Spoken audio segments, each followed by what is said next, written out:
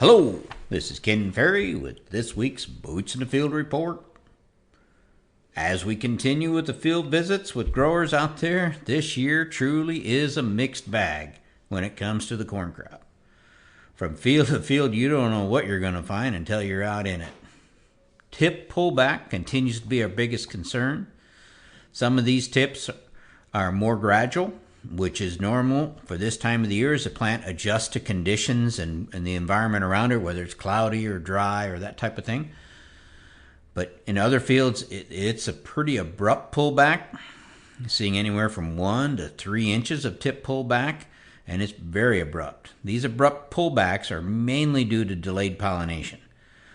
Most of them, I believe, was due to too much moisture during pollination, delaying pollen from dropping for a few days, which caused a big enough gap between the base of that ear and the tip of the ear where we saw those white kernels at the top and yellow at the bottom. And then when she went in a short, maybe 1 or 2 day time period, it aborted that top off. While I'm seeing it in multiple maturities, I would say the heaviest pressure seems to be the last 2 weeks in April up through probably the 3rd of May, on the 112, 113 day corn. And that's here in central Illinois, and I'm guessing that's going to change as you move north or south from there and as you change in that maturity. But that's right here at home base. That's probably our toughest spot that we're running into. Now, right now, corn planted May 8th and beyond seems to be our best pollinated. But we are starting to see hints of some of that to pull back on the tips. And there again, my guess, probably from the cloudy, smoke-filled weather that we're dealing with, as well as evening or nighttime temperatures. Time will tell how well we fill out and how much we hold in the later May planted corn. Now, the disease pressure is all over the board as well. The two biggest threats we're dealing with out there are tar spot and southern rust, along with some northern leaf blight. This past week, growers started a second round of fungicide spraying for both tar spot and southern rust. Now, the tar spot issues are showing up in those, I guess you want to call them tar spot alleys again, that received those heavier amounts of rain in July. Other places, it's even hard to find tar spot yet. But, man, in the wetter areas in July anyway, we're seeing tar spot explode in that ear zone and above. The southern rust is more scattered, and it probably more by hybrid susceptibility as far as showing up. It's amazing how heavy it can be in one half of the planter versus the other if you split those hybrids. Now, in some of these fields, this rust is pretty heavy. You're in there turning your shirt red and coughing and hacking as the rust is flying around. This rust will turn some combines orange this fall, especially in fields that weren't treated for it. In a few places, we're spraying for corn aphids, but man, nothing like that mess that we had last year, but we're staying on top of it. Here, central Illinois, this crop looks as good as last year from the road. Now, in most cases, though, it looks better from the road than it does out in the field. Everyone needs to be out scouting and adjusting expectations. The lack of kernels is going to put pressure on kernel depth to get us back to expected yields. We've lost too many kernels in some of these fields to make those numbers work. All areas need sunshine, clear skies, and good ET rates these last 30 days. And some areas need an inch of water per week to finish. Sunshine needs to be there as well, but we're getting tight on water, and we're going to need water, especially for those soybeans, to finish things out. And that bean crop, that continues to look good out here. We're not seeing a lot from a disease pressure. We are seeing some SDS and some red crown rot, which last week you had to be out in the field to see it, to find it. You are starting to see some fields of SDS you can pick out from the road. But in general, I see a good pod set, and I see a good bean crop coming on. But again, in those areas where the water is tight, we're going to need some water to finish these beans. We're going to need some August rain to make that happen. But I'm still pumped about those. They look about as good from the road as they do out in the field. Not as tricky as the corn side. But that's here in central Illinois.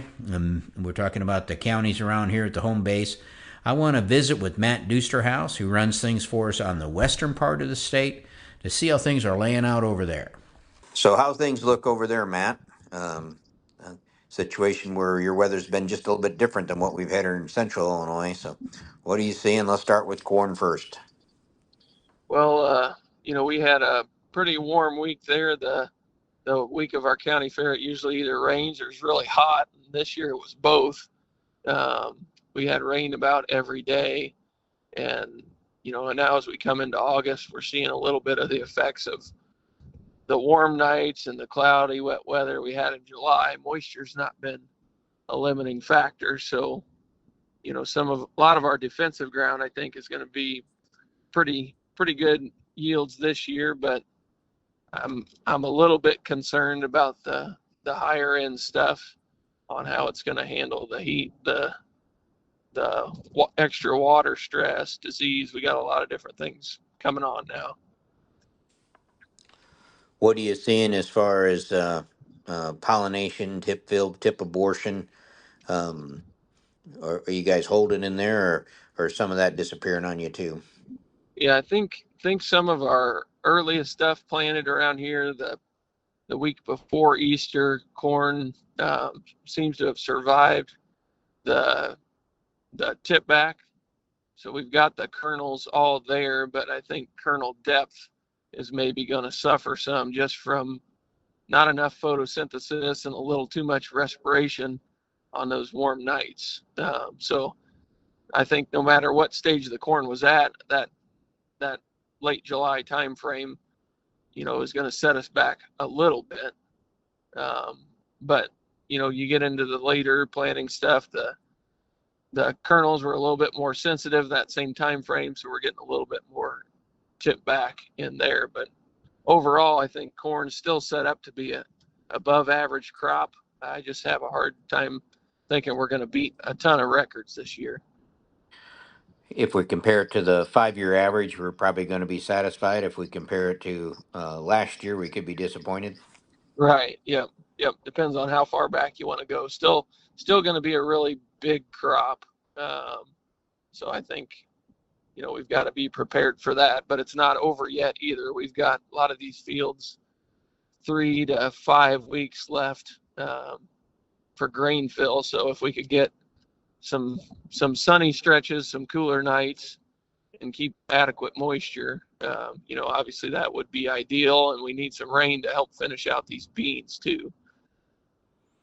We're running into the wetter areas over here. We're making our second round on the tar spot spraying, and we started a second round on a considerable amount of southern rust as well. That's in not always in the wet areas. It just comes kind of scattered around by susceptibility to hybrids. You see much of tar spot or southern rust over there?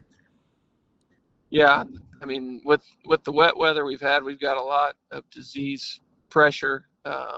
It's not all severe pressure, but it's something that we need to watch, especially on the later planted stuff. Where we've got that 5 weeks to go. There's still a lot of grain fill time. So southern rust we know can change, pretty fast in 7 days. So, if that's one we definitely got to be paying attention to. Tar spot has been ramping up recently, from I guess going back to some of our past data and studies. Once we get to beginning dent into full dent, it's pretty hard to make a fungicide pay unless you got a susceptible hybrid and one that makes a lot of its yield in kernel depth. So we got to pay attention to those hybrids. I think southern rust we got to watch a little bit later than tar spot, but overall there hasn't been a ton of second spraying going out yet, and I think that window's kind of narrowing down on us a little bit. But definitely don't want to walk away from the crop now and think it's made. We still got some time left. So you guys might beat the clock on your earlier planted corn, and that's kind of where we're at over here on our May planted corn, which looks the best. And we're not near dent yet. Um, you know, Making another run at the fungicide, which is something you don't want to do in this market. But boy, that the amount of rust in some of these fields is getting kind of tough. Next field you go to, the early fungicide application just smoked it and looks like it's holding it. So it's a field by field basis. There's no general consensus when I'm out there every day looking at these fields. Each one's kind of its own surprise. Right. And I would start with your hybrid scores, and that's southern rust tolerance, because we've seen before where, you know, not coming back or not getting a hybrid sprayed at all, that can be the difference between, you know, southern rust can take down one hybrid to where you're picking up down corn versus the next hybrid. It might only be a 10 or 20 bushel hit. So definitely somewhere to start there on the scouting. We're spraying some over here for corn aphids, way less than last year. That mess that we had, but we are having to clean up some corn aphids, and they are by variety or hybrid out there. Seen anything on the insect front? Yep, I would say the same thing. Not a lot of aphids, definitely a lot less than last year, but still kind of scattered out there, and you could find a field or two here and there where you come upon them. So it's something to watch out for. The other thing I've been seeing some is some stalk rots and ear rots starting to show up on some of that earliest planting window. So that'll be another watch out, you know, as we start to wind this thing down, looking at doing the push test and standability and what are we going to run into as far as grain quality come fall, because, you know, diplodia, all those ear rots tend to be more of an issue when we have July weather like we had after pollination. Yeah.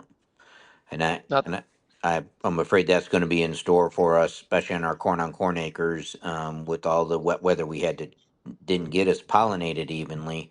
Is going to be some of those ear molds we'll have to watch and probably plan to harvest those fields a little on the early side to not let that ear molds get to the point where we got grain that we're getting docked hard on. you know, And your forecast going forward is, we had a great sunshine yesterday and today. Um, we need to rack up about 20 days like that, maybe 25. What's the forecast over there? Are you guys picking up more rain yet, um, or is it clearing out for you guys? yeah, you know, this week the forecast looked pretty good. Guys finally got a chance to cut hay and looked like they could mow it, rake it, and bale it without getting rained on. And then it rained basically all day yesterday when it wasn't forecasted. So, Wow. uh, and now it looks like next week there's chances of rain most of the days. So, um, I mean, it's hard for a farmer to complain about rain in July and August, but right now that's not looking like it's going to be, you know, what our limiting factor. Maybe too much rain. Have started to see, you know, poorly drained areas, lower elevations. When you get into bottom ground, looking a little more yellow than maybe it was the last couple years. So I think there's going to be some nitrogen loss issues, you know, some saturation, root problems, lead to some crown rot. So all that's going to take a little bit of the top end off some of those fields. Now, if it's hill ground or, you know, where the water sheds or it's got good tile drainage underneath it, you know, you're probably not seeing that. But those poorly drained areas are starting to show up. Yeah. We sure could take some of that rain for some of our areas. This morning, the fields I was in, crack big enough you can stick your hand back down in them again. So that's a little too dry for as far as we got to go. But for the most part, I would say here in central Illinois, anyway, we're in pretty good shape moisture wise. We'll take more. But I know there's other places across the Midwest that have had their share and more and don't want any more. We'd take a little bit. Yep. Yep. We can't pick and choose when we get it. So on the bean front, you know, the beans, again, they're probably needing a little more sunshine. We've got good moisture now. You know, need a couple more inches here in August to really fill us out. But a lot of these early planted beans are mid R5 right now. So peak water usage, starting to see a little sudden death show up here and there, some red crown rot, some brown stem rot. So, you know, the leaf symptoms kind of all look the same for those. So you really got to dig and split the stems to find out what's actually causing it. But that's about the only diseases we're seeing show up on the soybean front. Insects have been fairly quiet. So I think the bean crop's looking pretty good. We just need some more of those sunny days to fill out the beans. Yeah, and kind of the same over here with our bean crop. The disease has been pretty quiet actually, but this week you can start see SDS from the road. Where prior to that, I'd have to be out in the field to find them, and still have to be out in the field to find the crown rots. Now we had some fields where they didn't close as fast as we wanted them to in some areas, and walking out to those found out that the crown rot was there too, the red crown rot.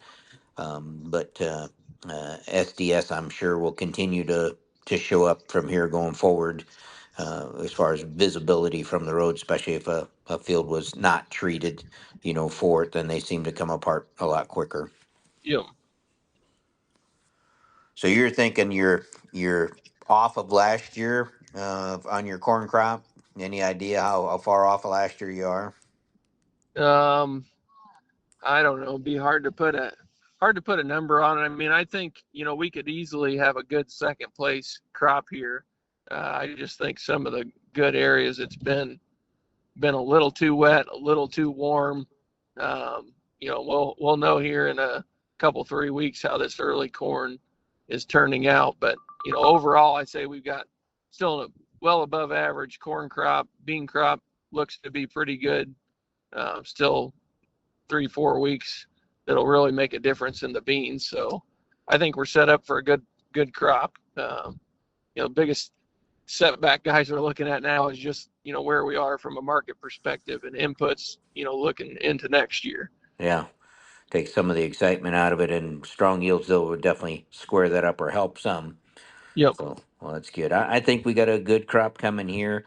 I do think we're gonna have some people disappointed after last year, because we got a lot of heavy ground over here that they're counting on some big swings, and trying to get guys out and look. So it's a little bit easier to adjust your expectations now when you're in your mind counting 37 long and you got 28 long. It's hard for Mother Nature to make up that much difference in kernel depth, but I think we're going to see some big yields within fields, and we're going to see some big yielding fields. But I think back of last year, dividing by 80 kernels, we had a lot of fields that were 300 plus.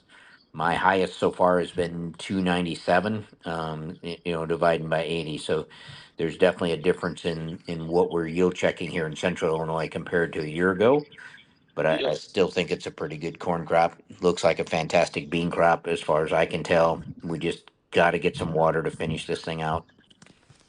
Yep. Yeah, I'd say we've grown accustomed to using 80,000 as a dividing number and that being conservative the last couple of years with the finish we've had. And I don't know if 80,000 is going to be as conservative when we look at what we've had for July weather this year. Yeah.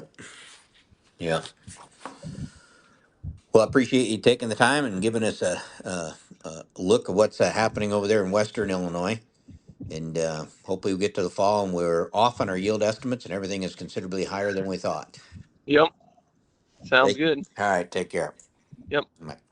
To stay up to date, check out our website at croptechinc.com and subscribe to our podcast, Boots in the Field Report. Keep her safe, keep her moving.